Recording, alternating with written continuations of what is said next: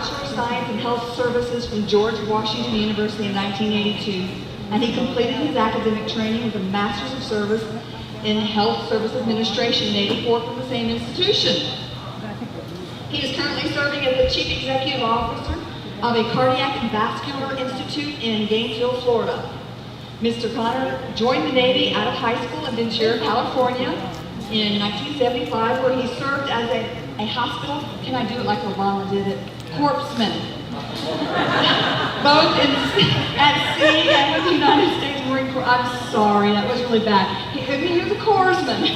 I'm sorry.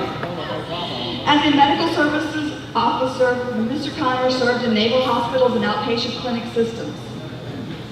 Most significantly, Mr. Connor co-authored the white paper in 1994 entitled Combat Services Support from the Sea, which served as a blueprint for restructuring the Marine Corps Vietnam-era combat medical system into the light, highly mobile, and efficient system that is supporting the Marine Corps operations today. HUA.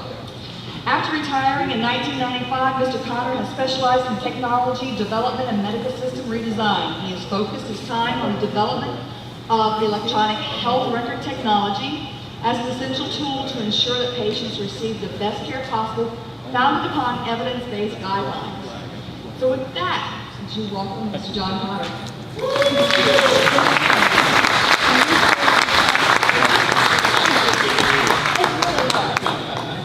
I like to keep things complicated.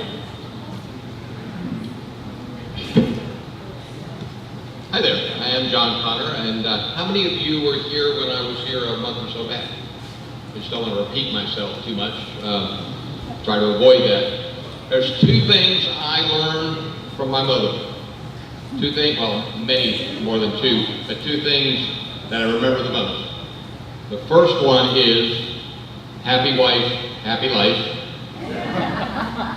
I've taken that to heart. The second one is never speak at a meeting after lunch. So, we'll see what we can do to try to keep you guys from falling asleep.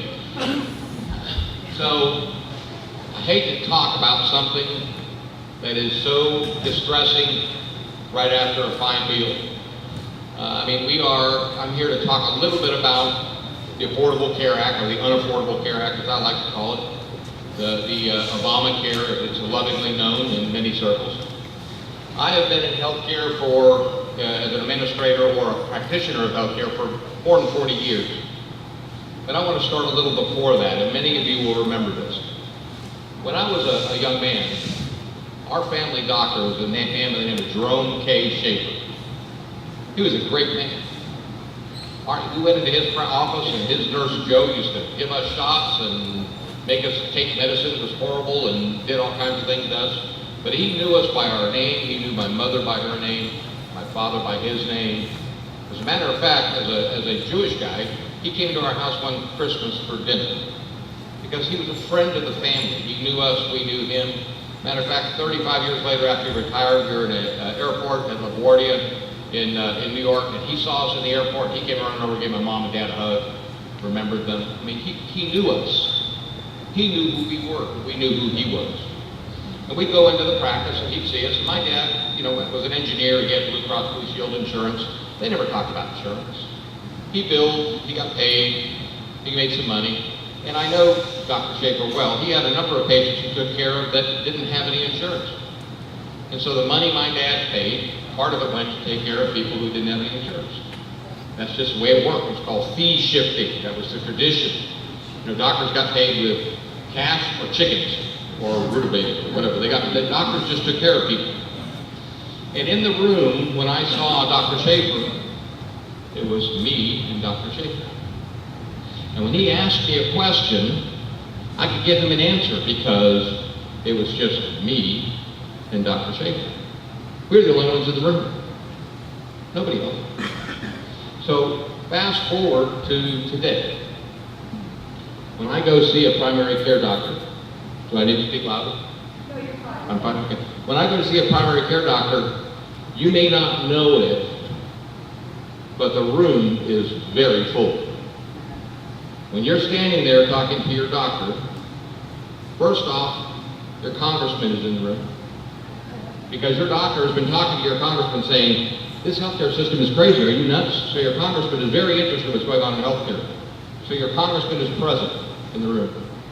Then there is Mr. Obama is in the room because he's passed this legislation that says this is how healthcare is going to be run. And of course, the Secretary of Health and Human Services is in the room because she has decided when you talk to your primary care doctor whether or not you've ever smoked a cigarette a day in your life. He has to ask you, do you smoke? He's known you for 10 years, but he's got to ask you, do you smoke?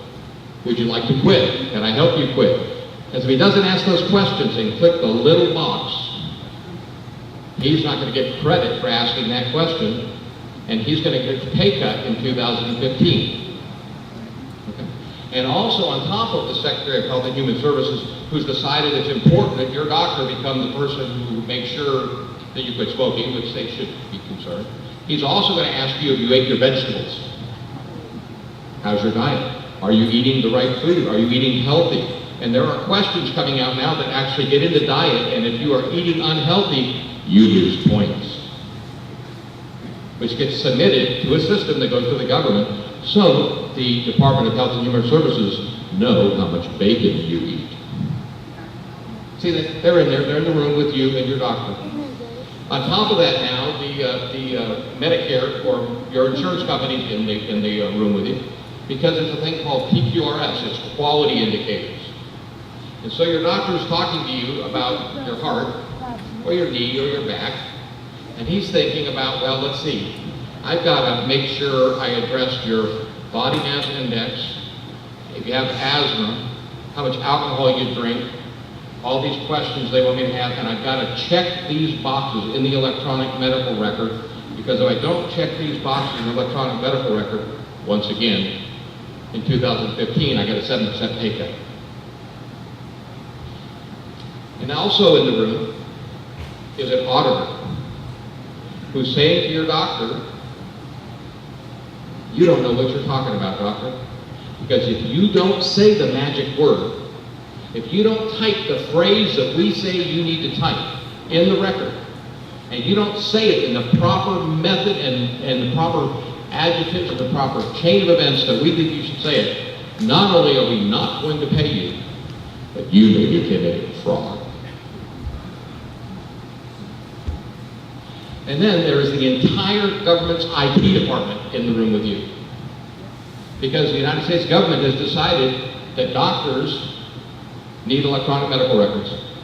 It's a good thing. We love electronic. I've made my living electronic medical records, so I understand them pretty well.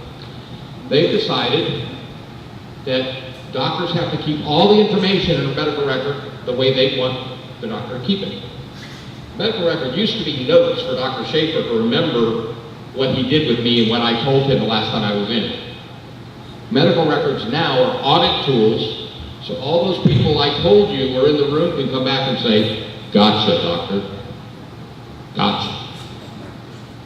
We're going to cut your pay. We're going to do this, we're going to do that. And also, if you document it incorrectly, because you hit a wrong button, you may have documented malpractice. It's not that something bad actually happened in the room, it's that you hit the wrong button on the machine. So the government has decided we have to have electronic medical records when electronic medical records don't actually exist that work. So they're in the room with you.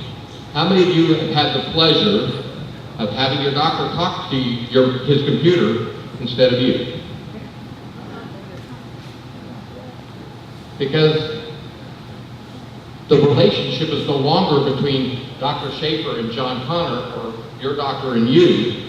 The relationship is between everybody else in the room and the doctor. So all that stuff is going on where he's trying to figure out what's going on with your knee or your back or your heart or your liver or your spleen or your hypertension or whatever else. So the doctor, only about 10% of his brain's going into you. The rest of it's to deal with all the other people standing in the room. Well, who put those people in the room? Where'd they come from? It's about power and control. It came from our government that decided that a Harvard-trained cardiologist doesn't know what he's doing. He needs a bureaucrat in Washington to make sure that he practices medicine correctly.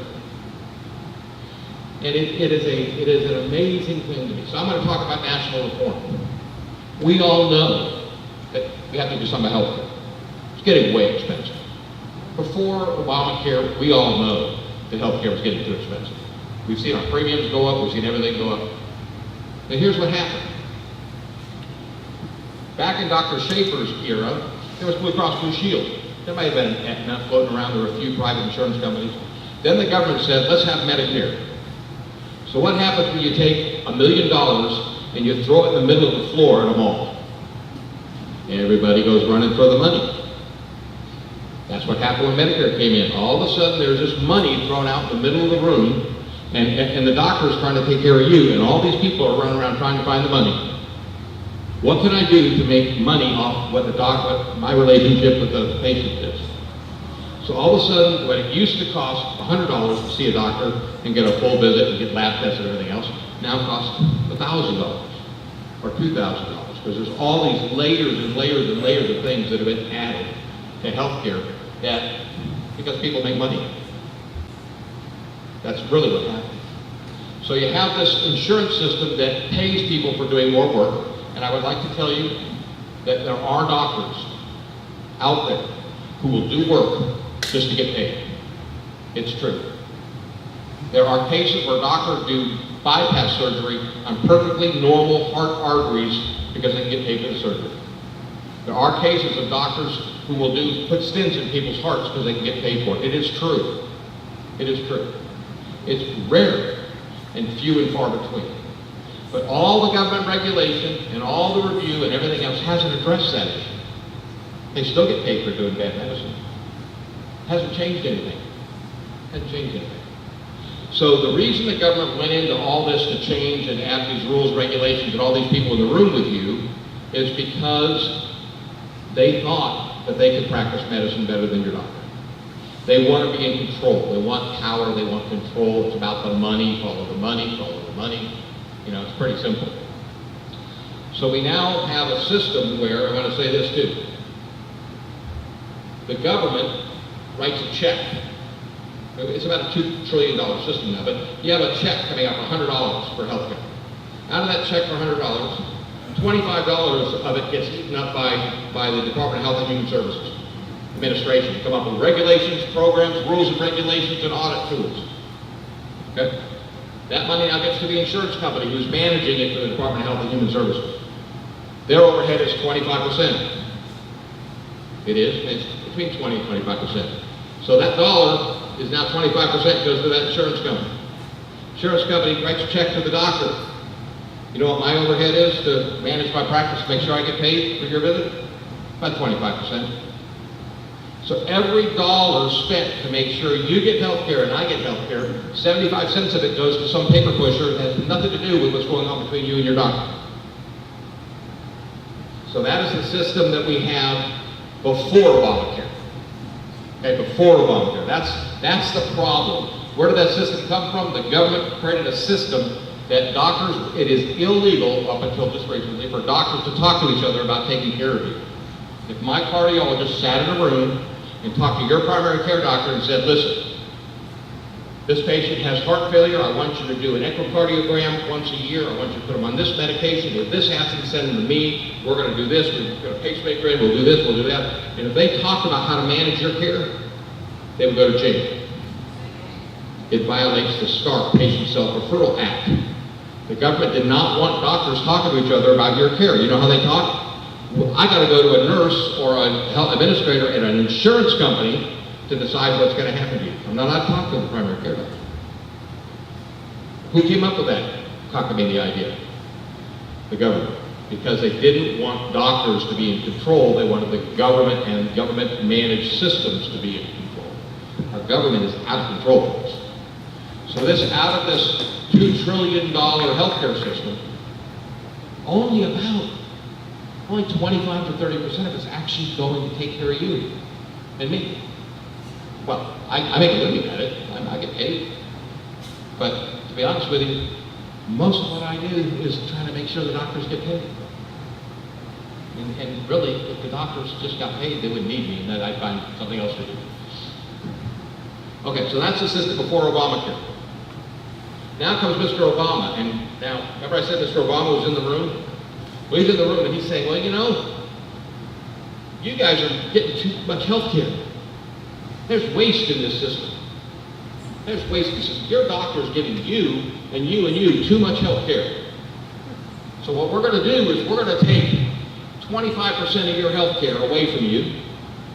We're going to cut it, cut the money, we're going to cut it, we're going to regulate, we're going to not allow health care to go to you, and we're going to take it and we're going to give it to the people over here who don't have any health care, so they too can have this high quality, excellent health care system that we, the government, have created for them. And that is exactly what's happening in Obamacare. So, the problem is, you already have trouble getting into your doctor now, right? It takes 2, 3 weeks, a month to get into your doctor sometimes.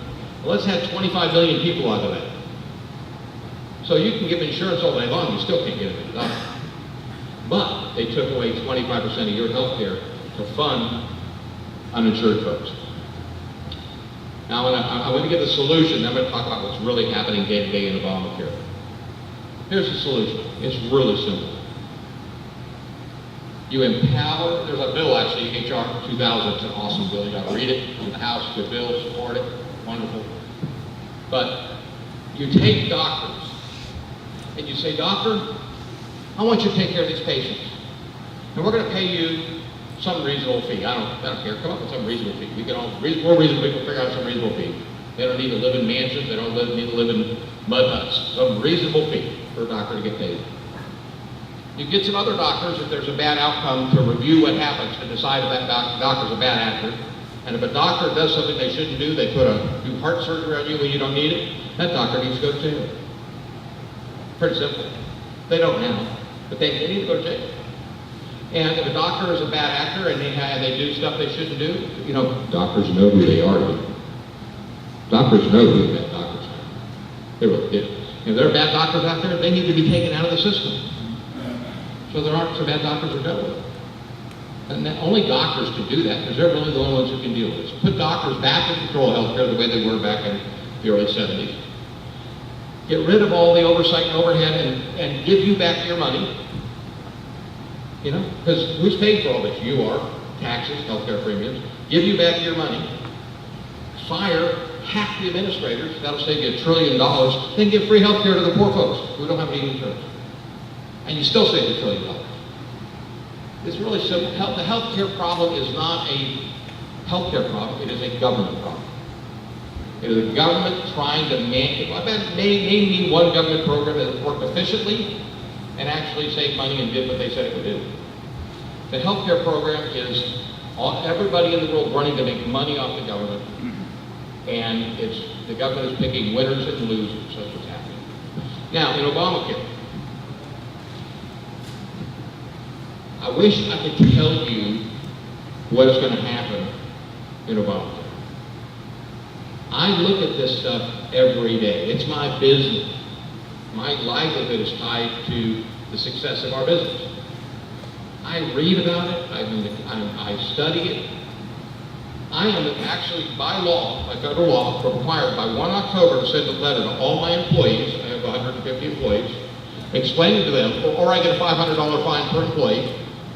I have to explain to them where they get to go to get on the exchanges to get health care. You know what's interesting? Florida doesn't have any exchanges. So, but I have to write this letter, or I get a $500 fine per employee. Per day. Yeah, that's exactly right, per day. So that's happening. So they're supposed to go somewhere for exchanges. I've already been told my health care premiums for my company are going to go up between 70 and 100% next year. So we are already spending $700,000 a year, actually more than that, almost $1 million a year in health care for our 120 employees. That's a lot of money. It's going to go up by another almost $700,000. So what am I supposed to do? So are we going to keep having health care for our employees? I don't know what the doctors are going to do. If not, there's not even exchanges for them to go to in the state of Florida. So what's happened is the federal government's come in and said, it's no longer the employer's job to get insurance, we're going to take care of it. They've created a situation where we're being forced to push our employees out of coverage, and there's nothing to pick them up. So we're going to end up with a huge problem in the state of Florida with nobody having any insurance or nobody being able to afford the insurance. Now, it's nice that I got a waiver for the for the mandate next year, so my company's not going to get fined if I don't provide coverage for my employees. Think about this a minute. If I don't provide coverage for my employees, I don't get fined. So I can push them all out of them. I can change my hours of work. Everybody goes under 30 hours of work. I push them out of coverage. I don't get fined. But guess what? If they don't buy health insurance, they get fined. The individual mandate has not been waived. So my employees that I can no longer afford to get health insurance to unless my doctors take a significant pay cut, which they may opt to do because they're good guys, are going to end up being pushed out of the healthcare system. And then if they can't afford health care, which they can't, they're going to get a fine of about $120 a month. Which, for an employee, a young kid, a single mother, somebody who's making $20,000 a year, $120 a month is a lot of money. So what's happening is, it's sort of a mirror image of the Syria policy, but I didn't mean to diverge into that. It is sort of, they don't know what they're doing. They don't have a clue what they're doing. They're messing with something they don't know what they're doing. The system was broken beforehand. And it'd be easy to get some smart people in the room, sit down and figure out what it is. But the reason they don't fix it is because there's too much money floating around. Your money, my money. So there's no vested interest for anybody to fix it. As long as you're willing to pay the taxes and the government's willing to spend the money. At some point in time, we're going to run out of money. And the healthcare problem is pretty easy to fix. Obamacare. What is going to happen with Obamacare is employers are going to stop insuring their employees. I'm telling you, we can't afford it. I'm telling you, employees are going to be pushed off of government exchanges, which don't exist, but when they do exist, will be Medicaid-esque employees. So that standard of health care for folks who had insurance is going to be dropped, and I'll tell you why in a minute, and everybody's going to be pushed into Medicaid that the government controls. Why your coverage is going to be cut is when your premiums are going up by 70% in Florida. Watch what happens next year. And those of you who get insurance premiums through your employers, big increase. They're not going to go. They're gone. You're right. They're gone. I mean, nobody's going to be able to afford it. Medicare premiums are going to go up to drive you into the Medicare replacement plans. But then on top of that, in my world, and you don't see, I'm sitting here running a medical practice. And since 2010, our practice has taken a 40% reduction in fees. So we've got our revenue cut by 40%, and the amount of work we have to do to cover all the regulations has increased phenomenally. I've had to hire 20 new staff just to keep up with the quality rules the government has. So it's pretty hard to keep up with. So my costs are my revenue is being cut. The paperwork's getting more onerous. And next year what's happening, right now I have $2 million ready to invest to expand cardiovascular services in Lake City. Our doctors are willing to put the money in, expand cardiovascular services, do this, and then we look at the fee schedules for next year, and there's a 54% cut in cardiovascular management and diagnostic services. 54% cut. That's below cost. I mean, we will have to subsidize. There's no way to do it. And the problem is we don't even know what the government's really going to do, probably until January. So by the time they figure out what they're going to do in January, it's too late for me to invest for 2014. It takes a year to put in a cath lab and to build stuff. So my point is, folks, the whole point of all this is they don't know what they're doing. It's about power and control. They want to make sure you eat your vegetables. They want to make sure that you only have one glass of wine a day, and if you have two, they want you to be penalized. They want to make sure that all the little quality indicators that they have are checked. You want to know if everybody had all their immunization. You want to know all these things that the government wants to know. It's fine. But they really don't care if you get actual health care from your doctor. Because the quality of health care is being determined by the bureaucrats, not by your doctor. So what we need to do in America is we got to get everybody else out of the room. Get them out of the room. Get them out of the room. Get them out of the room. And go back to the place where it's me and Dr. Sept. Me and Dr. Sept. Talking to my doctor, who was my family friend, who knew me personally, who cared about me, and took really good care of our family. You know, that's what doctors want. Doctors don't want to be running around being bureaucrats. They really want to take care of patients.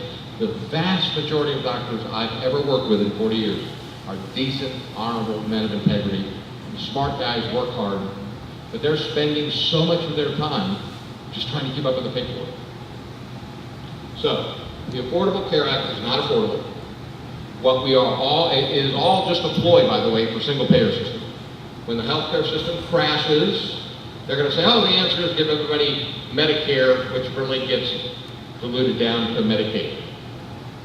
That's where they're going. Everybody gets the same standard of care run by the government across the system, and it's just basically that system I defined with everybody in the room with you run by the government to make sure that you get government-approved and sponsored health care. So it's a shame that that's where we're going. It is not going to get better. Now, I just hope that the Congress defunds it. I hope. I mean, listen, I watched the news today, and all those anarchists, those pesky Tea Party people, were having an effect. Those pesky Tea Party people, it's time to really tell your neighbors, tell your friends. I mean, don't believe me, study it on your own. It is the worst thing that's going to happen to the American society. This Affordable Care Act is going to absolutely destroy the health care that you've come to expect. Most of my doctors, half of my doctors are planning on retiring. They're just not going to deal with it anymore. I got 17 doctors, half of them are planning on quitting. And that's just because they're over it. And there's nobody coming up that's going to replace all of them. And if they are, they're coming from, they're not coming from Harvard and Yale, and they're coming from other places. They're coming from other places. So the system is changing. Let your voice be heard. Get everybody out of the room. It should be you and your doctor in the room only. See a hand up. Would you know what's going to happen to the VA? What's going to happen to that system?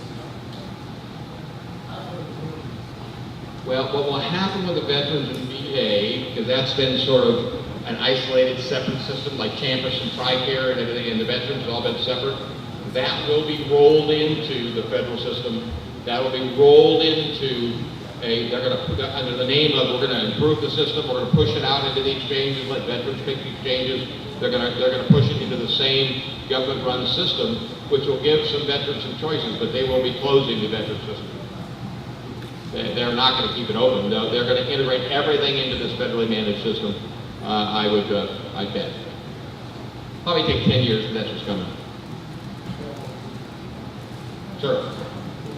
Well, I'm in the VA system. I can tell you it's one of the most efficient, well-run systems I've ever seen. Yeah, absolutely. I agree. Well, try to go then. I agree. But have you noticed that all of a sudden the mantra, the news stories coming out is that that it's a problem and it has to have something to do with it. It's all the politics around it. Now, I'm hearing from every physician exactly what I heard from you. But the reality is, you have gone public or made any effort to organize, to educate, and oppose. And in no small measure, I can't make the doctor come out of office and educate patients or educate families of the patients he has about these things. Only the doctor has the credibility. Only when the doctors get up and walk out of the hospital, unless they sold their soul to the hospital system, which is what I understand most of them have done, many of them.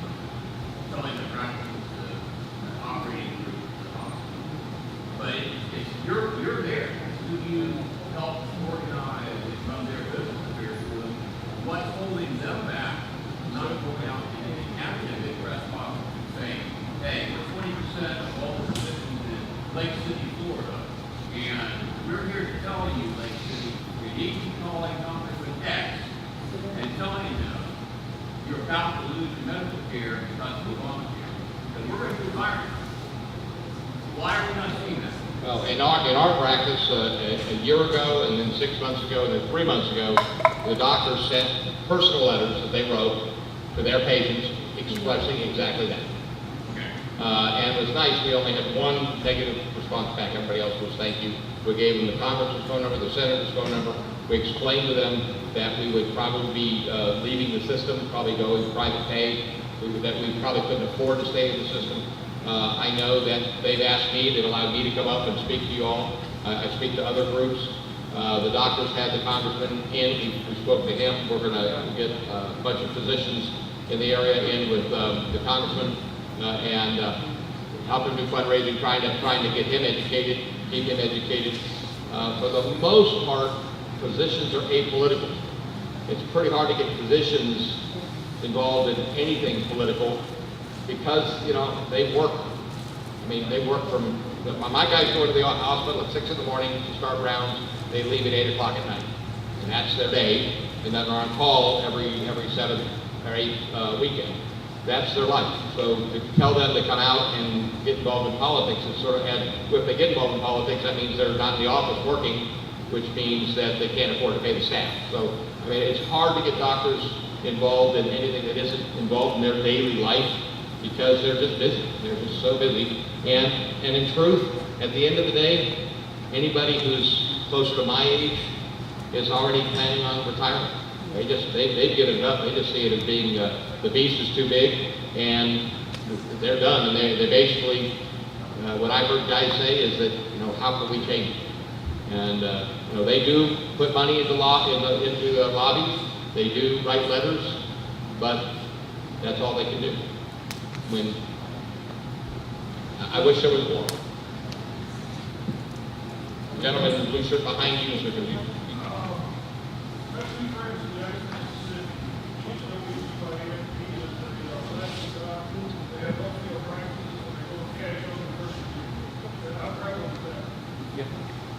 It is where everything's going to go. I mean, our guys.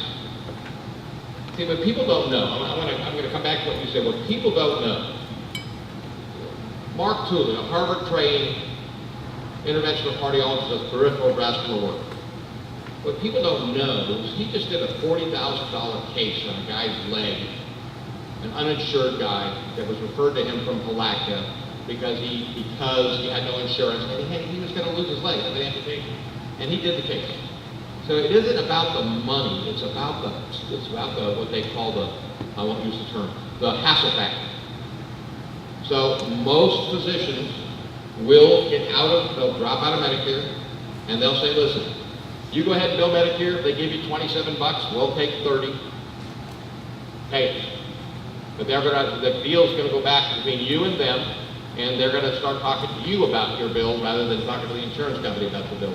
So any doctor that is worth their salt is gonna leave the system. And I don't know where that goes. And unfortunately, if you have a lot of income, you'll be able to pay, you know, Harvard-trained guys to take care of you because they'll probably have higher prices. If you have less money, you'll end up on a Medicaid system. And that's not what anybody wants. And to his point, this gentleman back here about who is going to be leaving the system and going to more of a concierge practice, which is what you just described. I think what people need to know as patients and citizens, it's going to be the subspecialties that are not going to be able to do that.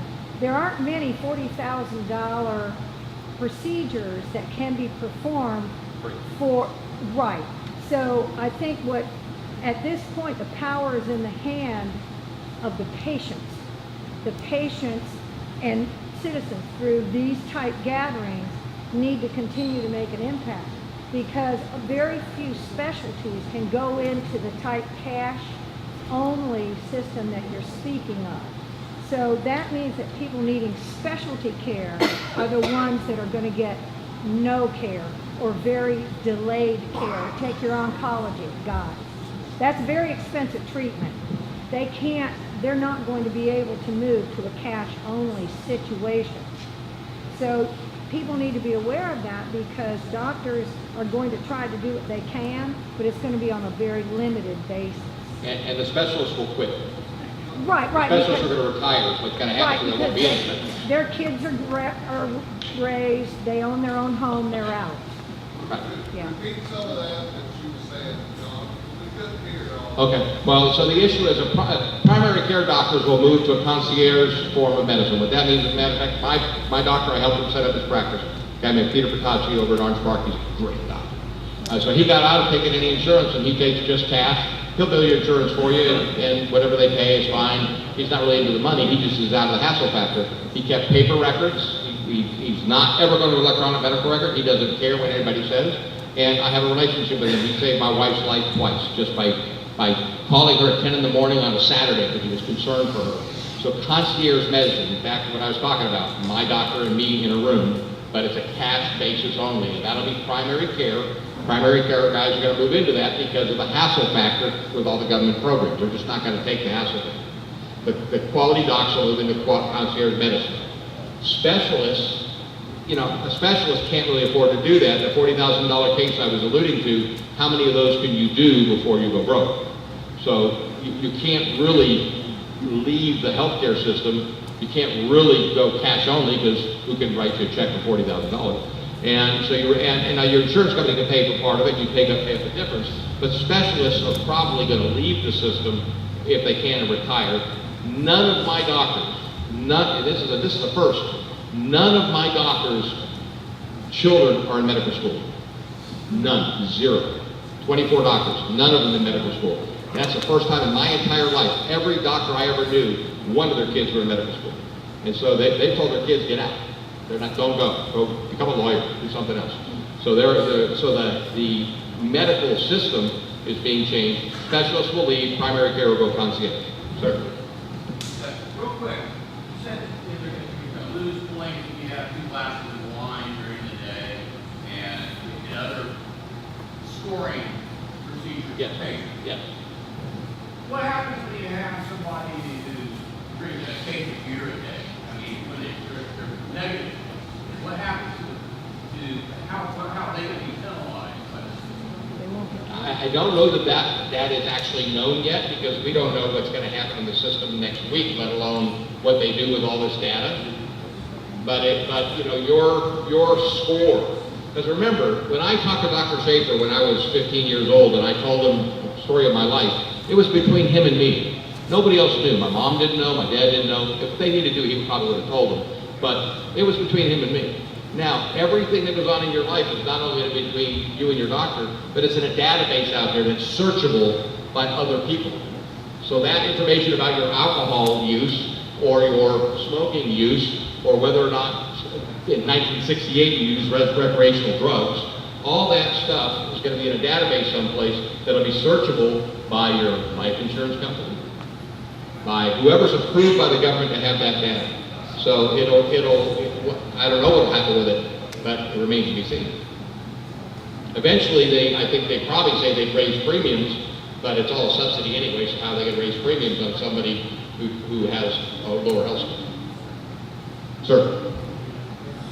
Are you saying it's too late to stop? I am saying, no, it's never too late. I'm saying in the American system, the reason Mr. Reid gets up in the Senate and starts talking about anarchists is because he's afraid. The reason Mr. Boehner has to pull a legislation off the floor is because he'd get killed. So I would tell you that the Tea Party and the movement is having an effect. It's not time to lose heart. It's time to redouble our efforts. It's time to call your friends.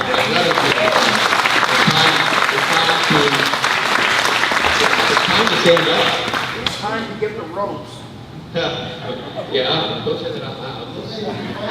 NSA's monitoring this one. Pardon me, sir? I didn't hear you. Oh, I think we have to be funded. I think we ought, well, personally, I way off topic, I think the whole federal government needs to be reviewed by the people from the top down. But Obamacare is the biggest threat because it is picking your pocket, paying a bunch of other people, and it is destroying your ability to get quality health.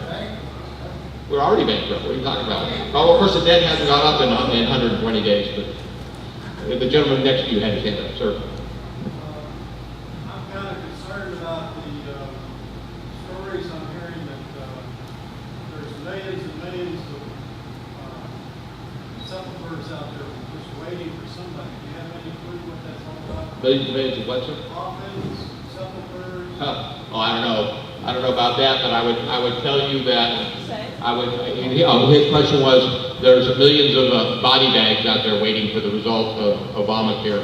I would say that the result will be disastrous, but I doubt you'll find it in the media. People will be hurt by it. Pardon me, sir? I'm sorry, I can't hear you. I don't know what they'll do, ma'am. So you're saying there's no HIPAA laws anymore? There's no HIPAA laws anymore? The HIPAA laws exist, but HIPAA, I mean, it's like everything else. HIPAA, if it's a continuum of care, I can share information with anybody. You signed it when you come into the system. When you sign up for your Obama-approved health care, and one of the 19 pages you sign is that they can share your health information with other government systems. So you're revoking your... You're waiving your rights. It's sort of like when you go to the hospital and they have you sign this form that says you're indemnifying the hospital, you're not going to sue them more than $150,000. Well, you're sitting there with your appendix about ready to burst, and you just gave up your rights. Under duress. But, that's a good argument. But that's what happens. You're giving up your rights. So that's why the forms are 18 pages with fine print approved by a bunch of lawyers. Not that I have any lawyers. But so you're signing and you're giving your rights away. All that data is going to be shared. It already is shared. You'd be surprised what I can find out about people from my kids. Sir, in the back. The only thing I didn't hear you say was it's going to be run by the IRS. Ooh. Yeah, well, that's kind of self-evident. The IRS, it is an amazing thing. It is an amazing thing. The IRS is going to use it for political gain, and they're going to run the system, and people are going to pick winners and losers. And according to them, we're all losers. Yeah. And the IRS is I don't know what to say about it. I mean, that's just it's foolishness.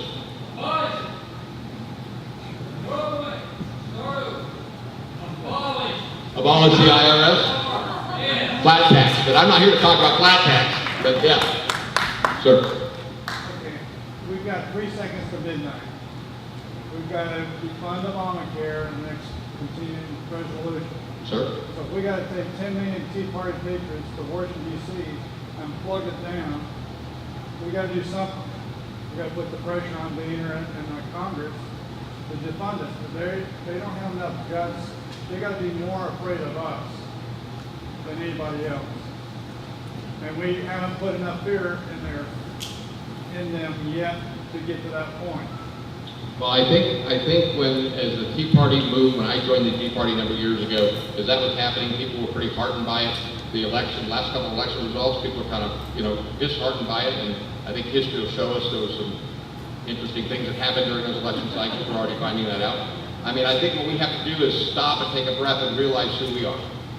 We're the most blessed people on the face of the planet. We're Americans. And the government is not our master. The government is not even our friend. They're our employee.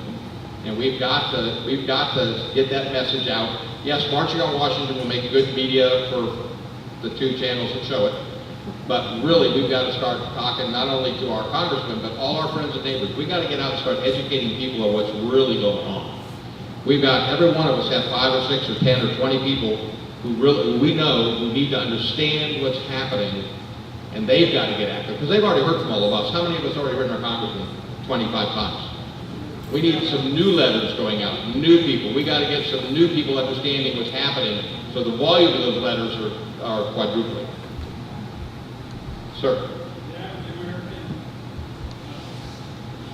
is too interested in TV and leisure time Honor, courage, we rely on that. They rely on giving them an Obama phone and giving them toys. So that's hard to beat when people get toys. But eventually, truth will win, because eventually we're going to run out of money.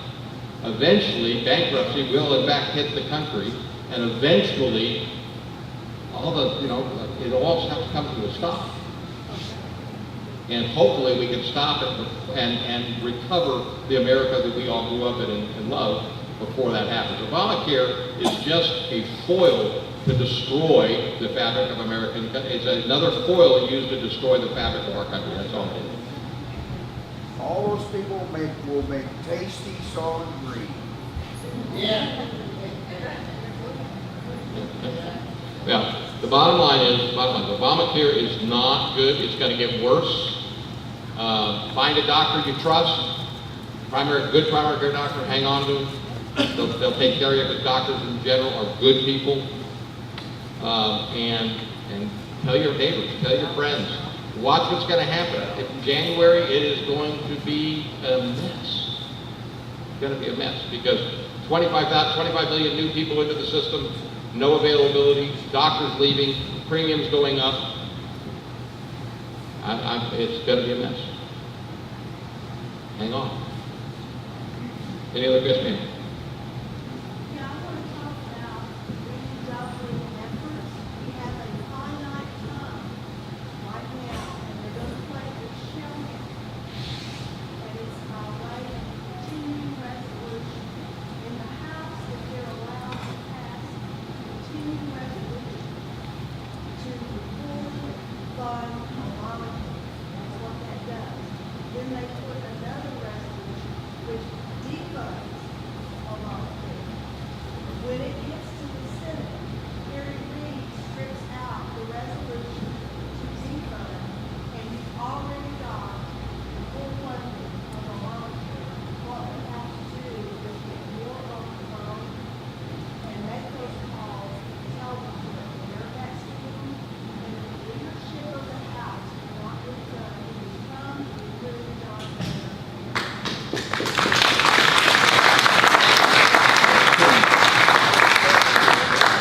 The politicians have been playing shell games with us for a lot of years. It's time that stopped. Since 1776. Since then. Yes, sir? Sir? Well, we keep mentioning the Democrats and Obama, but let's not forget, even here in Florida, which has been run by the RPOF for a decade or so, your patient confidentiality was thrown out the window about a decade ago. Sure. If you have a surgical procedure, cath lab, MRI, you may not realize it, but your name, social security, date of birth, race, gender, and ethnicity gets sent to Tallahassee, to the Agency for Healthcare Administration, run by the Republicans. Okay, that's why it's critical that, and I'm a Republican, I'm not talking third party here, but we got to change the Republicans to ensure that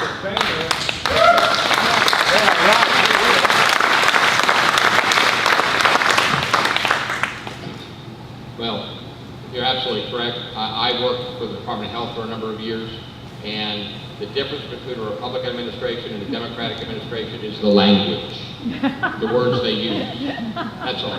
The outcome is exactly the same. Florida is just as bureaucratic as it was under Locke and China. Hadn't changed. It's just designed different talk to talk. What happened to the states that decided not to go to Obamacare? Well, that's Florida sort of one of them. I mean, Mr. Scott did not put exchanges in, although he's taking the Medicaid money, which I think is interesting.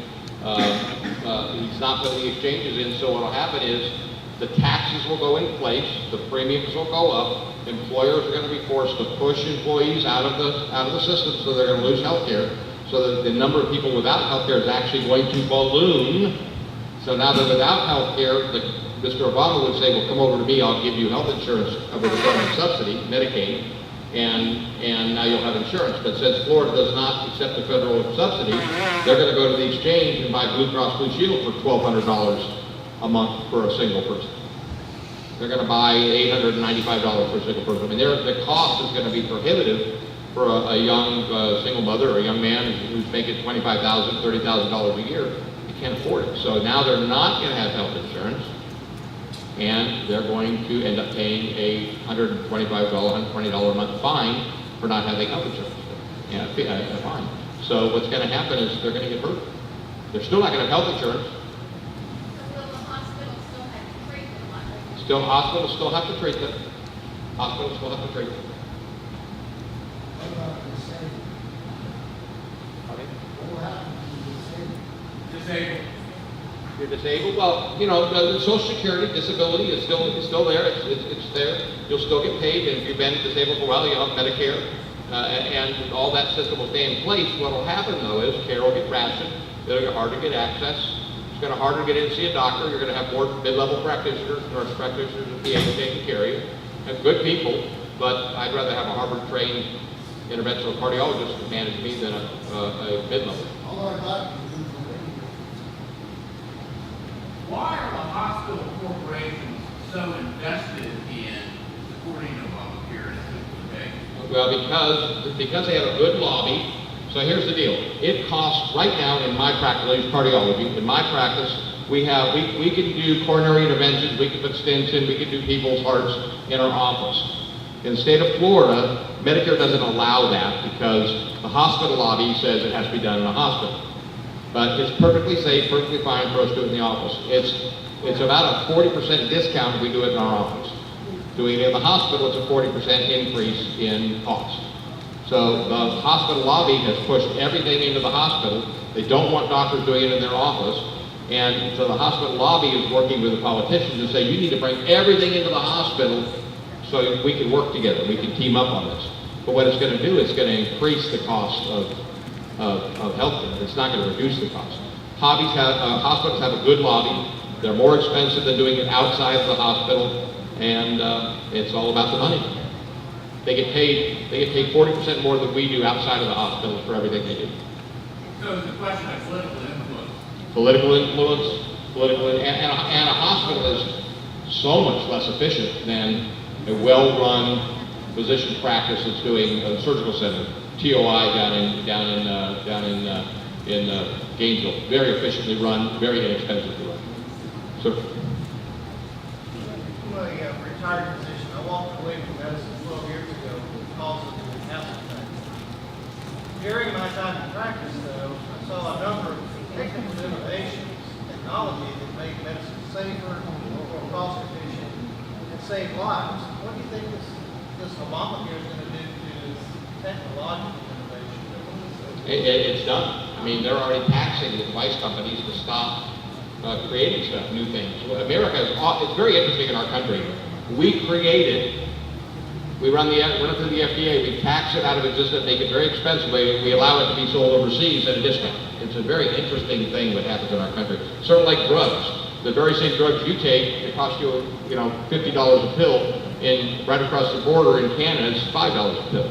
Because it's just the way our government has set the system up, follow the money. Every major innovation in healthcare has come from the United States. We're amazing people, brilliant people. But the whole system is not about innovation, it's about taking everything to the lowest common denominator. There's this really weird philosophy in public health, I'll just tell you, I've been there for a long time, that if you give everybody an annual wellness check, cancer will disappear. If you do a colorectal screening, you won't have any more breast cancer. Nobody will have a heart attack. The water will be wetter, and the grass will be greener, and the sky will be bluer. It's just a strange philosophy that they really believe. There's nothing wrong with preventive medicine. I believe in preventive medicine, but it's not a panacea. It's not going to fix it. Well, doesn't that speak to the healthcare mandates and they're included in our insurance? Speaking to the idea that the Republicans, which I'm a Republican, had done these fixes 5 years ago or so, like tort reform and elimination, downgrading all the lobbyists and the healthcare, the special interests that get the mandates. I think we have 52 mandates in health insurance in Florida that are things like chiropractic visits, colorectal, and all these things at your premium. And that's, that and court reform, maybe we could have fixed it. It's all complicated court We reform. never buy across state lines. The last answer, because I think I'm out of time, Okay. but the last answer I'll say is this. Why didn't they do tort reform? Right. Well, take a list of the members of Congress How many of them are doctors and how many of them are lawyers? Lawyers are not going to cut their own business. They're not going to do it. It's just not going to happen. And how many, all the mandates and everything else, most of these things are being done anyway if you had a good doctor. It's a matter of the government wants control, control, control, control. And yes, if the Congress would have done the right thing 20 years ago, we wouldn't have this problem. But if the Congress would have done the right thing back in the 60s when they created Medicare and let the physicians stay in charge of medicine, we wouldn't be in this boat. If Dr. Schaefer was still allowed to have a lab in his office and do labs so he could get the results at the same time, and I could talk to Dr. Schaefer may have made a few shekels, but healthcare would be in good shape. What would happen is the government decided that they wanted the power, and they picked your pocket and they stole it from you. It's time that we the people stand up, not only in healthcare, but across the board, and reclaim our birthright.